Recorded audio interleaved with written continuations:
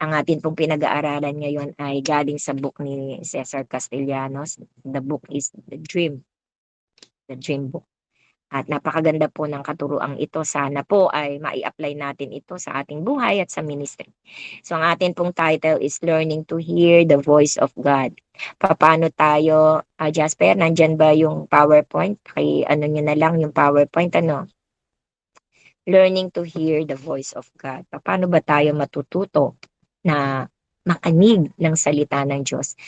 Hindi yung Word of God, no, kundi the Voice of God, ang tinig ng Diyos. Sabi ko po, sa lahat ng bagay matututo tayo. At nais ko rin sabihin sa inyo, sa lahat ng bagay may tinig ang Diyos. May tinig ang ating Panginoon. So, nandiyan na ba yung PowerPoint, Jasper?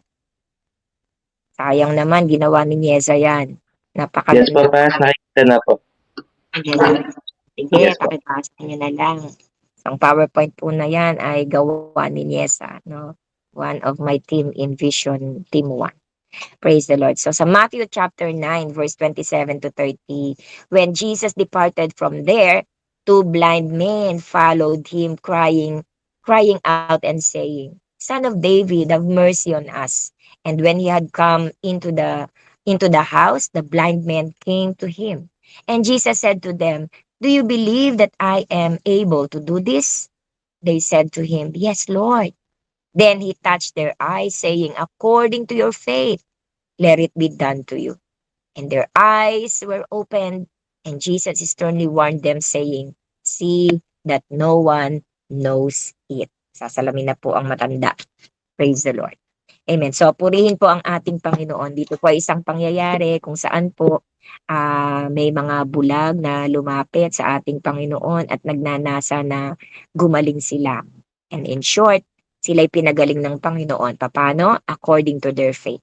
Ayon sa kanilang pananampalataya, nangyayari ang lahat ng gusto nila. Kaya po sila ay gumaling sa kanilang pagkabulag. Paano po tayo matututo na makinig sa tinig ng ating Panginoon? Ang una po, God wants to open your eyes and ears. Ang nais ng Panginoon, buksan ang ating mata at tenga. So sasabihin natin, hindi ba, meron naman akong bukas na mata, bukas naman ang mata ko, bukas naman ang tenga ko. Wala akong problema, nakakakita ako at nakakarinig ako perfectly. So, paano pang nanaisin ng Diyos na nabuksan ang aking mata at buksan ang aking tenga? Ang nais po ng Panginoon ay ang ipadama sa atin that we really need another set of eyes and ears. Na dapat po, kailangan natin na meron tayong another set of eyes. We have the eyes, we have the ears, pero kailangan pa rin po natin ng another set of good eyes and set of eyes and ears upang sa ganun po ay magkaroon tayo ng maayos na pagkakita at maayos na pandinig. Sabi po nitong si Claudia Castellanos, 22 years na raw po siyang Kristiyano at sa kanyang pagiging Kristiyano, familiar po siya sa buong salita ng Diyos, buong Biblia. Kaya kapag may binanggit ka na salitang Moses, alam na kagad niya ang story ni Moses. Kahanga-hanga, ano po? So alam niya na si Moses ang nag-rescue sa mga Israelites doon sa Egyptians. Kasi pag binanggit mo ang pangalang Abraham, kilala niya si Abraham. At alam na rin po ni Cesar Castellanos kung paano naging father of faith si Abraham. Pag binanggit mo si Pablo, alam niya kung paano na-convert si Pablo. No? At alam niya kung paano pinersecute ni Pablo ang church. So in 22 years, ay alam niya lahat ang buong salita ng Diyos. Pero sabi niya in 22 years, wala siyang nakitang extraordinary miracles. She knows the Bible well. She knows the stories of the Bible well. Pero wala siyang nakita na extraordinary miracles. Ano po? Hindi niya naranasan. Hindi siya nakaranas ng anything supernatural. Alam niya yung salita ng Diyos, pero kahit kailan ay hindi siya nakaranas at hindi siya nakakita ng extraordinary miracles. Hindi siya nakaranas ng mga supernaturals. Para po yung nagturo sa amin sa Bible School. Ang Bible School, lahat ng mga magagaling na teacher, professor ng different Bible schools in the land, dinala po ng JIL sa JIL Church at pinaturuan ng lahat ng mga pastors. Noong una ng JIL, noong una po ang baba ng tingin nila sa mga pastor ng JIL, wala yan, di nakapag-aral yan ng Biblia. Mababaw ang kaalaman ng mga yan. Pero po bandang huli sabi, sa certificate lang ang ibibigay sa mga pastors kasi kulang nga. Pero as the days goes by, habang nagtuturo sila, ano po, nakita nila na, kasi minsan may mga professor na ang tagal maghanap sa Biblia, sinasabi na namin, Sir, sa ano po yun? Ano? Ay, oo, so, thank you. Napakabilis mag-ano ng mga ng mga pastors eh. Hanggang sa bandang huli diploma binigay sa amin. Ang sabi din ng mga professor na ito, alam nyo dapat hindi certificate ang tanggapin ng mga pastor ng JIL, dapat diploma. Kasi kami, alam lang namin ng Bible, pero kayo, alam nyo na yung Bible, pero ang naranasan nyo kahit kailan na hindi namin naranasan. Hindi namin pagpapatawag lang po sa altar call, hanga-hanga kami sa inyo mga JIL. Kapag nag-altar call kayo, tumatakbo pa yung mga tao papunta dun sa altar. Kami po, pag nag-altar call, walang tumatayo. Pero alam namin ng theology, alam namin ng Bible, pinag-aral, master kami ng mga ganyan-ganyan. Pero we cannot do that.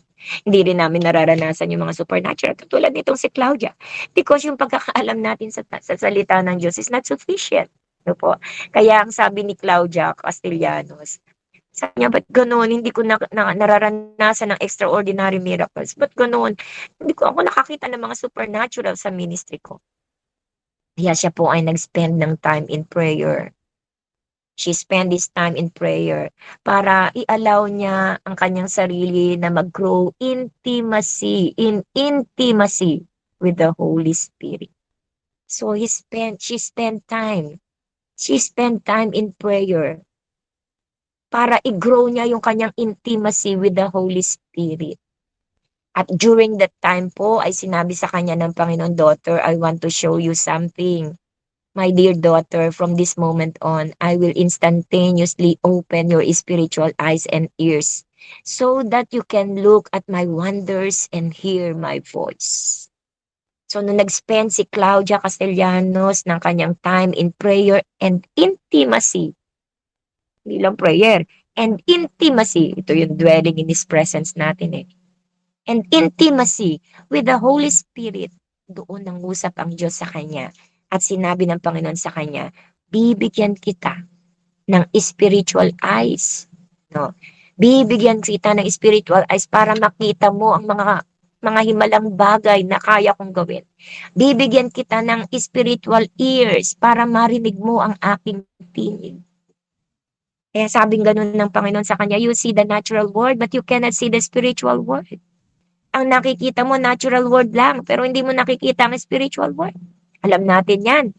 We are living both in the natural and in the spiritual realm. Ano po? Ang namang bagay na inilalaban natin sa spiritual realm, pag nanalo tayo, will manifest in the natural realm. We know that. Kaya nga, we wrestle not against the flesh and blood, but against principalities in the air. That's spiritual realm. Ano po? Na yung baka natin, pakikibaka natin ay sa spiritual. Because we are living in both realm, natural realm and spiritual realm. But the battle is in the spiritual realm.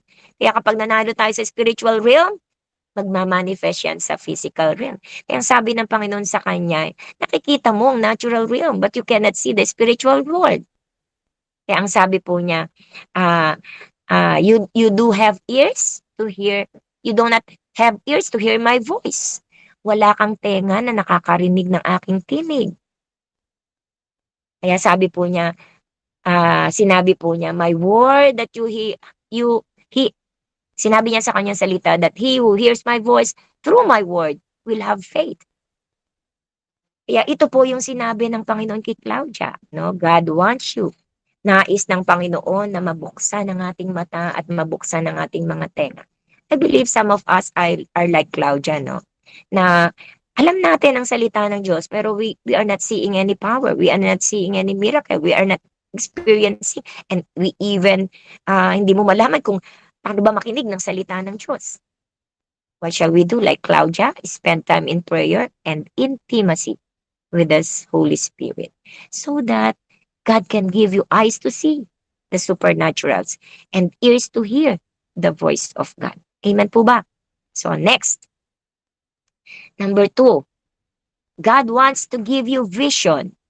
God wants to give you vision. God wants to open our spiritual eyes so that we can see awesome miracle that He can do. Bibigyan ka ng pangitain ng Panginoon. Pag binuksan ng Diyos ang ating mga spiritual eyes, ibibigay ng Diyos sa iyo at ipapakita ng Panginoon sa iyo ang mga himala na kayang gawin ng ating Panginoon. No? Kaya po, God wants to give you vision. Number 3, faith helps us appropriate the promises. Ay, napakadaming pangako ng Diyos sa salita niya eh. Pero minsan kulang sa pananampalataya. Kulang sa pananampalataya. Minsan nga po parang sabi ko parang minsan eh, mas maigi pa wala kang alam eh. Nang alam mo lang pagmamahal mo sa Diyos eh. Look at the different, yung mga naunang century na mga men and women of God. Smith Wigglesworth is one. No po? Di naman yan nakapag-aral sa Bible school eh. Di nga yan marunong magbasa at sumulat pero ang himalang ginawa ng Diyos sa kanya is Bible lang ang nababasa niya eh. Pero look at the ministry of Smith Wigglesworth. Ang ministry niya po ay bumuhay ng patay eh. Why? Because Smith Wigglesworth has a big faith.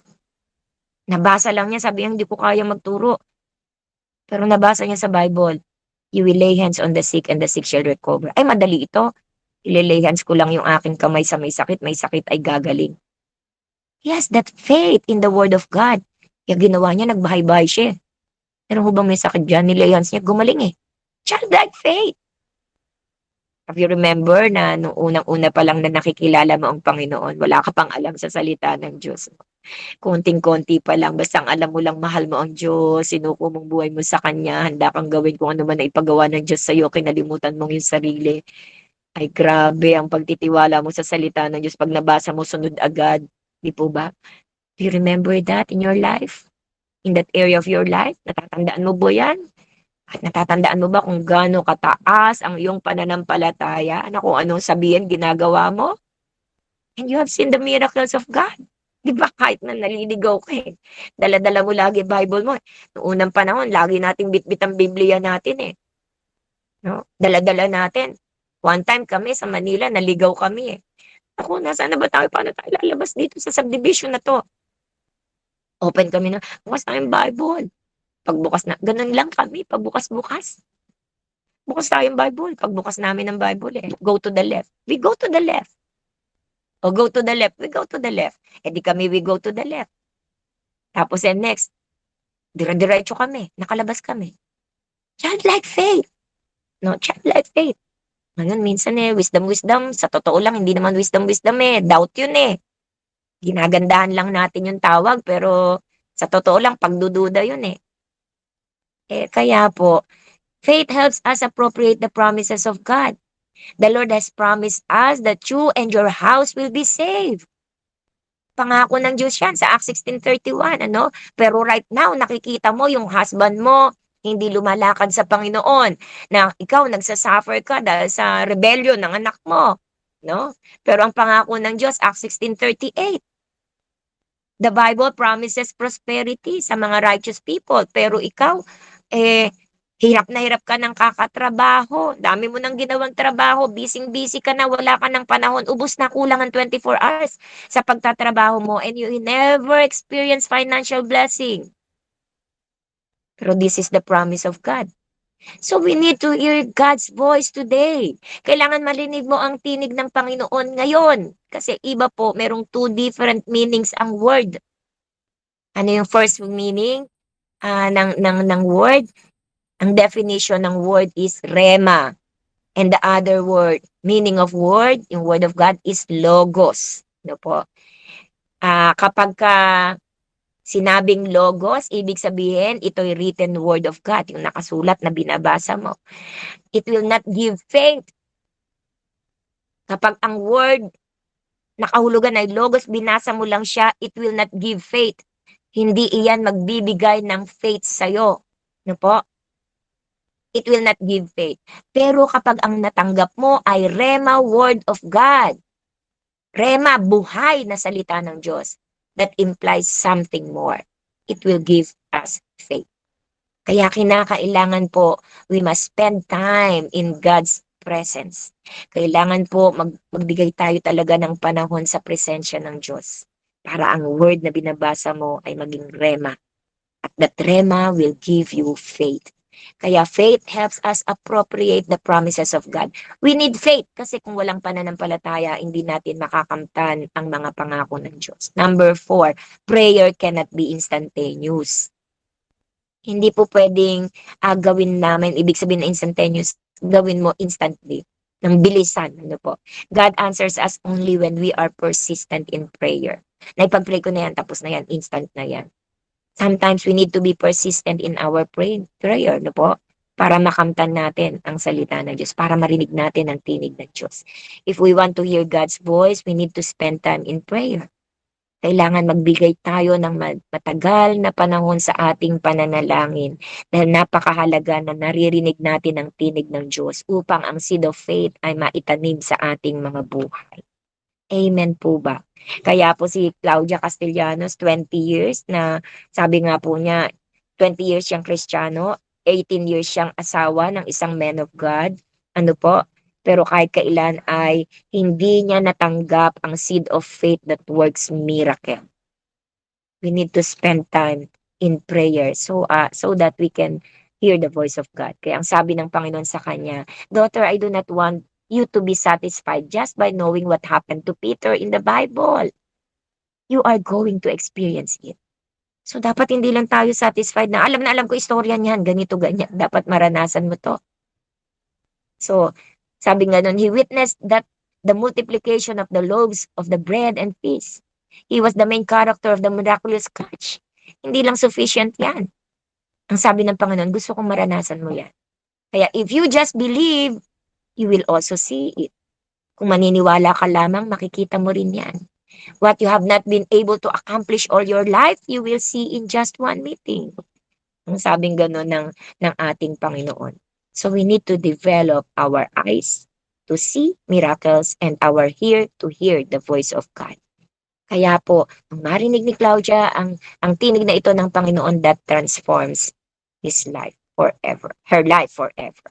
Number 5, God wants to open our ears. Nais ng Panginoon na buksan ang ating mga tenga. Isaiah 50 verse 4-5, the Lord God has given me the tongue of the learned that I should know how to speak a word in season to him who is weary. He awakens me morning by morning. He awakens my ear to hear as the learned. The Lord God has opened my ears, and I was not rebellious, nor did I turn away. So hindi siya naging rebelde. No? Hindi siya umalis sa Panginoon dahil binuksan ng Panginoon ang ating mga tenga para sa ganon ay sa bawat araw, morning by morning, ay ang ating mga tenga ay nakakarinig ng mga bagay na dapat nating matutunan. Amen po ba? Amen. So next po is we need to see. We need to see. Kailangang makita po natin ito. Di ba? Sabi ng Panginoon kay Abraham, lumingon ka, tingnan mo ang lahat ng maaabot ng iyong nakikita. Yan ay mapapasayo. Kaya nga, di ba, what do you see? In your family, what do you see? Anong nakikita mo sa pamilya mo? In your job, what do you see? In your business, what do you see? In your studies, what do you see? No? In the ministry, what do you see? In your nation, what do you see? Kung anong nakikita mo, possess it. Kaya lang nakakatakot, baka nakikita natin negative eh. Do not possess it. No? Kaya we need to know the promise of God. O, Acts 16:31, believe in the Lord Jesus Christ, you will be saved in your household. Nakikita mo ganito yung ginagawa ng asawa mo. Nakikita mo ganito tinatahak na landas ng anak mo. So, hindi pwede yan. Ang dapat tingnan mo yung pangako ng Diyos. They will be saved. So, ang nakikita mo, ang ipopossess mo, they will be saved. Kakalimutan mo yung nakikita mong currently. Ay, hindi iyan ang aking ipopossess. Ang ipopossess ko is Acts 16:31. They will be saved. Maliligtas sila. So, kung anong nakikita mo, possess it. Kaya we need to see. Kailangan marinig natin ang tinig ng Diyos para ipakita ng Diyos kung anong nakikita mo. Akong nakikita ko, magkakaroon tayo ng gawain sa bawat barangay. 11 barangays. Ako ang nakikita ko, 100 men, 100 women, 100 wayan, ang marugdob, na disciple ng Panginoon na sumusunod, gumagawa ng kalooban ng Diyos. Isang 1,500 children ang nakikita ko na lalaki ng may takot sa Diyos. At 1,000 kabataan ang maglilingkod sa Panginoon. Ibibigay ang buhay para sa Panginoon. That's what I see and we need to possess it. Kaya we need to see, no? Kasi alam ng kaaway na napakahalaga ng image na nakikita natin. Kapag nakakakita ka ng image, dapat ang tingin mo ngayon si Janelle, ang tingin niya ngayon, dapat nakikita niya ang 1,000 kabataan. Si Tessa, 1,500 children, dapat nakikita mo yan. Kasi napakalaki ng nagagawa ng image, no? Kaya dapat po ay talagang, kaya si Satan, pinapalitan niya yung mga images na dapat makita natin sa pangako ng Diyos, no? Tingnan niyo po example, sa kapangyarihan ng image na nakikita natin. Kapag ang isang kabataan ay nakakita ng pornographic magazine, no po, containing perverse images. Kapag ang isang kabataan ay nakakita ng pornographic magazine, meron na kagad seed na naitatanim sa kanyang mind. And that seed captivates his mind. And later, yung seed na yan na naitanim sa mind ng kabataang ito will bear the fruit of sexual promiscuity or sexual immorality. Image. Napakahalaga ng image sa isip natin. Kaya si Satan, nagbibigay siya ng mga pangit na imahin sa atin. Pinapalitan niya yung mga good image na nakikita natin ng mga bad image. Doon tayo tumitingin. Kaya yan ang nakakaptivate ng isip natin. Kaya walang bunga. Kaya dapat bigyan tayo ng Diyos ng mata na nakakakita. Ano po? Sabi ng Bible, God created marriage so we could enjoy healthy and holy sex life. But when Satan places these inadequate images in people's mind, he is planting seeds of lust. He is planting seed of adultery. He is planting seed of fornication. And how many people, how many Christians, even pastors, ang bumagsak sa ganitong bagay dahil nakakita sila ng mga pornographic pictures. May isang pastor po na DA why? Na-open yung laptop, nasira, ipinagawa. Nakulat yung gumawa. Lumabas ang mga malalaswang picture. Yan na DA. So imagine, even pastors. Bakit? Because sometimes, kapraso lang, no? Na naipakita, na taniman ng isip at yun na yung nag-ano sa isip niya and then later it will bring fruit. Later it will bring fruit. So makikita natin ang kapangyarihan ng images and visions. Kaya pwede nating gamitin itong images and visions na ito whether in good or evil uses. Kaya alam na alam yan ni Satan. Ano po? Kaya po, if you are religious person who is not passionately in love with Jesus, if you do not love to pray and do not see miracles on a daily basis, if you are a slave to work, ay grabe, ano ka na alipin ka ng trabaho mo. If you curse and harbor bitterness in your heart, pero religious person ka, then you are not seeing what the Holy Spirit wants you to see. Hindi mo nakikita ang nais ng banal na Espiritu na ipakita na dapat mong makita. Religious people ka, pero hindi ka passionately in love with Jesus. Religious people ka, pero hindi mo in love to pray. Hindi ka nakakakita ng miracles in a daily basis. So, ibig sabihin po, you are not seeing what the Holy Spirit wants you to see. Kaya po, kung ikaw ay yung tao, religious person ka, na pag-alis mo ng Sunday service na punong-puno ng pananampalataya, pero pagdating ng Monday, nakakawala ka na at nagtatago ka na, you are not seeing through spiritual eyes. Sunday Christian ka, pagdating ng Monday, Tuesday, Wednesday, Thursday, Friday, Saturday, nagtatago ka, umaalis ka sa iyong pananampalataya, you are not seeing. Hindi mo nakikita.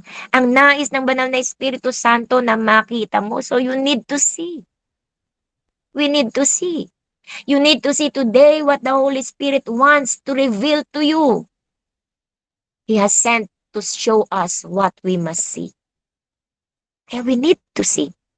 Kailangan nating makakita. Amen po ba? Number 7, today you must see and listen. Today you and listen. Ngayon dapat magsimula tayong makakita at makapakinig. 2 miracles ang kailangan natin to receive spiritual vision and hearing so that we are able to see divine miracles. This is the miracle we need today. Receive spiritual vision and hearing. 2 miracles. Receive spiritual vision and hearing. Para sa ganun ay makita natin yung divine miracles of God at marinig natin ang Holy Spirit's voice. So today, we must see and listen. So sabi nga pong ganun ni Claudia, I do not know which miracle you are in need today, but I suggest that you ask 2 things. That your eyes may see and that your ears may hear.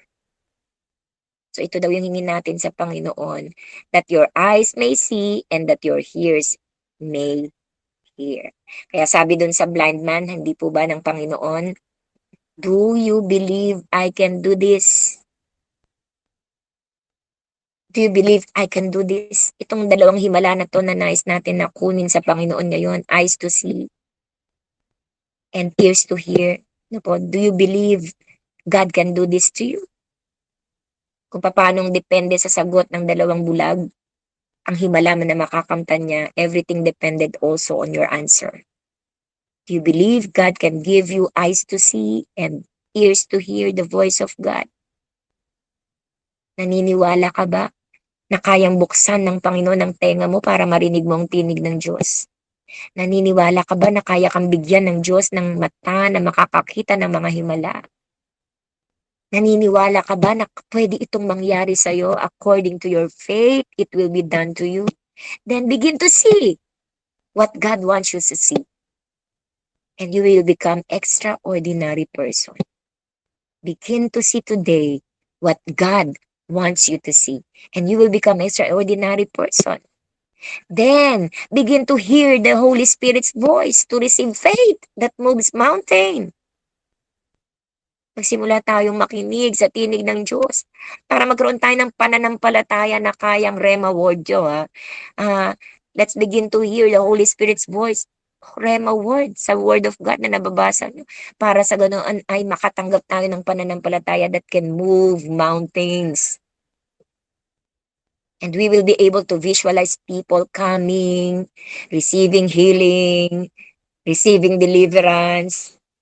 At makikita natin, we will be able to see na kung paano ang mga rebellious heart ay lumalapit sa Panginoon. Ask the Lord, morning by morning.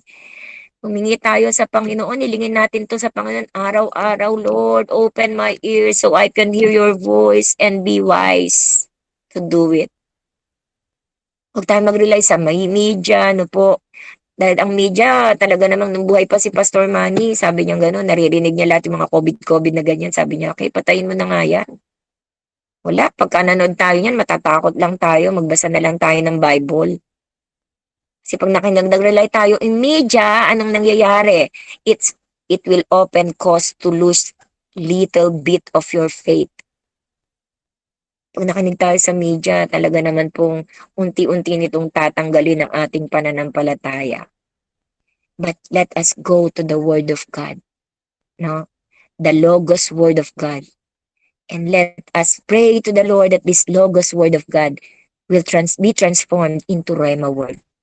Maging buhay na salita. Because Rema Word, only Rema Word will impart the seed that will produce miracles.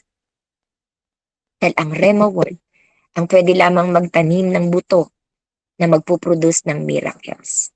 So you will then have a word for your husband, for your children, disciples, because your tongue will speak forth wisdom. Ganun, ano? Pag tayo nag-pray, starting today, pag tayo nagbasa ng salita ng Diyos, And we are praying for our children, husband, disciples, church ministry. Let us ask God to give us Rhema word for them. Humingi tayo ng Diyos sa Panginoon ng Rhema word for them. What is your Rhema word, Lord, for my children today? What is your Rhema word for my husband today? What is your Rhema word for my disciple today? So, every morning, hingin natin sa Panginoon yan so that we can speak forth wisdom. And last, we must activate our faith. Kailangan i-activate natin ang ating faith. No? The Holy Spirit will touch us and open our eyes so that we can see what God wants to do in the spiritual realm. Activate our faith, no? Para ipakita natin sa atin ng Diyos kung ano yung nais gawin ng Panginoon sa spiritual realm. Ay, hindi mo to makikita nang nakaganyan ka lang eh. Makikita mo to kapag ikaw ay nasa presensya ng Diyos. Yung nais gawin ng Panginoon sa spiritual realm, ipapakita ng Diyos sa'yo. Hindi yan pwedeng ipakita ng Diyos sa'yo, nagluluto ka, naglilinis ka ng bahay, habang nakikinig ka ng Word of God. Hindi yan makikita sa ganyan.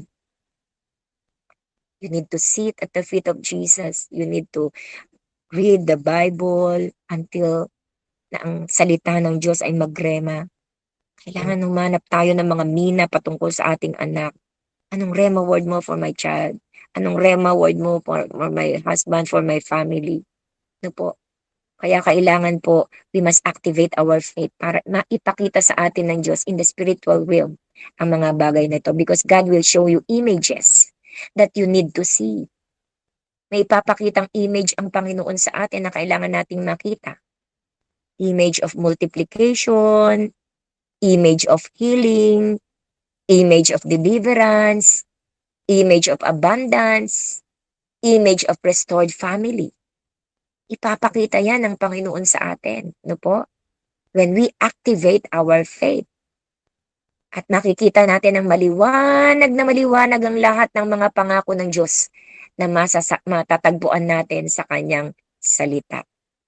At makikita natin ang kaligtasan ng maraming tao.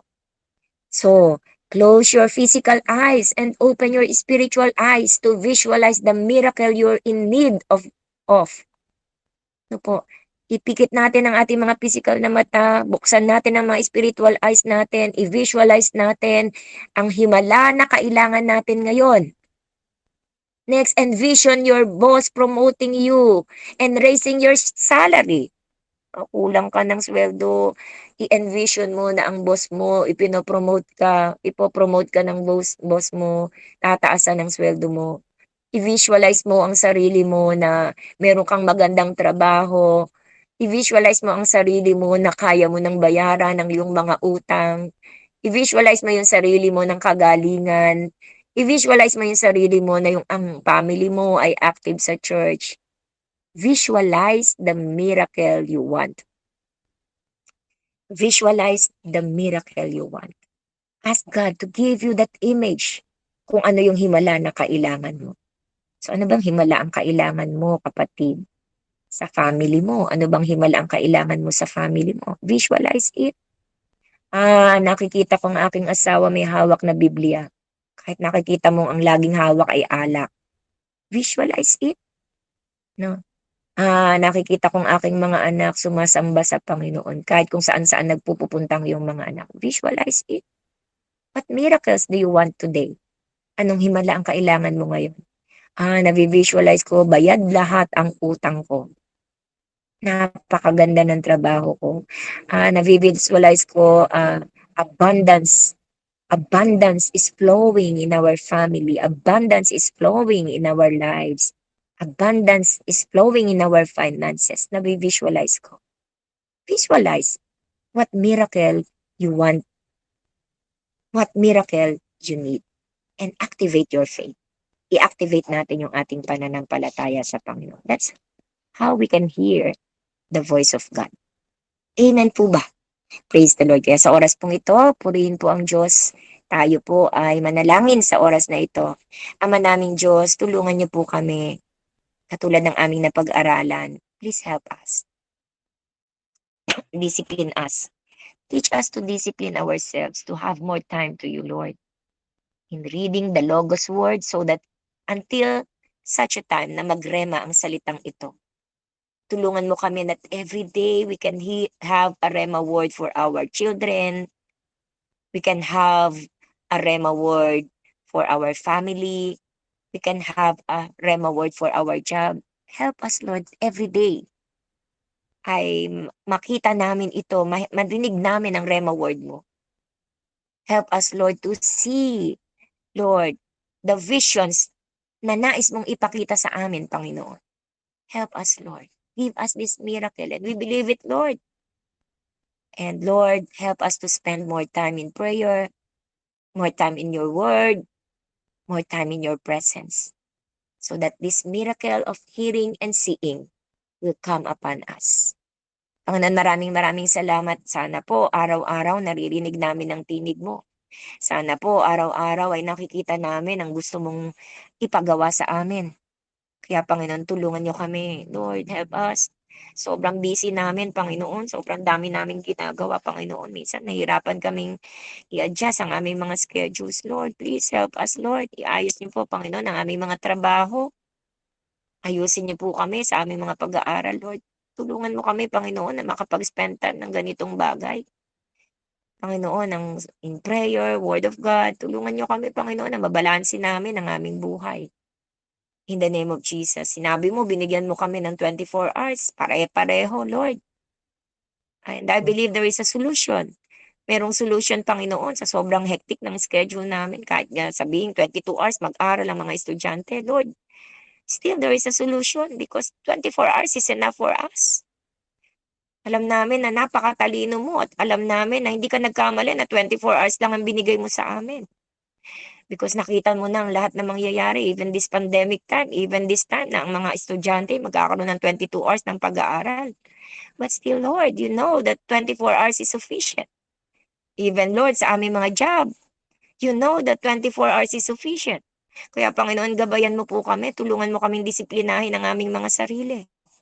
Ipakita mo sa amin, Panginoon, ang mga bagay na dapat namin i-adjust upang magkaroon kami ng time for you, time for prayer, time for reading the Word of God and meditating your Word, time to find the Rema Word, time to find uh, special intimacy in your presence. Help us, oh God. Give us that miracle in the name of Jesus. In the name of Jesus. Panginoon, maraming pong salamat.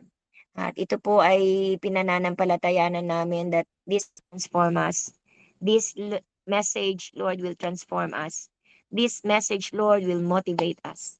And this message, Lord, will push us to give more time in prayer, more time in your presence, more time in your word. In Jesus' name we pray. Amen and amen. Praise the Lord. God bless you all.